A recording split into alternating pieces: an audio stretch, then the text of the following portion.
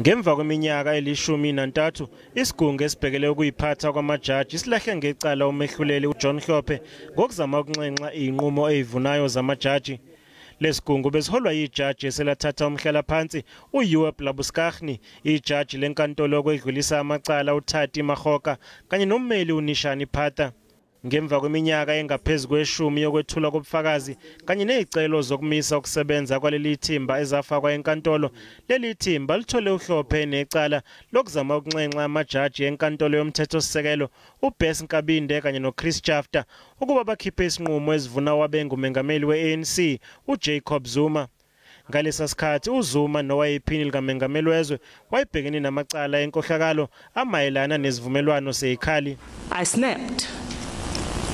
And I told him, you cannot do this. You are not entitled to do this. Kusukela ekuqaleni kwalesicawu, uHlophe ubemile kwelokuthi umsulwa. No outsider, be it government, pressure group, individual, or even another judge, should interfere, in fact, or attempt to interfere with the way in which a judge conducts his or her case and makes his or her decisions.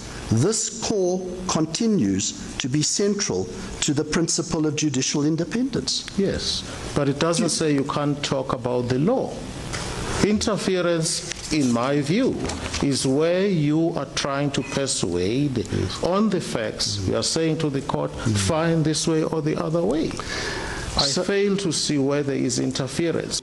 Manje usihlalo wekhomishana ebhekele ukusebenza kwamajaji uzohlinzekwa ngombiko bese ethatha isinqumo esilandelayo nokukholakala ukuthi kuzoba ukuqala kweinhlelo zokumangalela uHlophe. They will then decide if the criteria for impeachment was met, and if they are of the view that the criteria for impeachment was met, then they can now refer the matter to the National Assembly. Because Blaine, if you remember, all our judges in South Africa is appointed in terms of the Constitution, and their appointment is for life.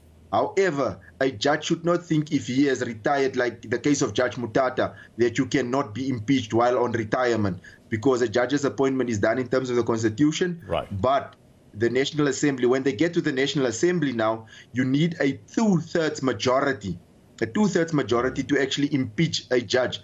Inhlangano ezimele amajaji ezimbalwa zifuna aphenyo kabanzi uHlophe. Uyathinteka nakolunye udaba lokungayiphathi ngendlela efanele ngemva kokuthi iphini likaMengameli wamajaji eWestern Cape uPatricia Goliath afaka isikhalo ngaye nyakenye.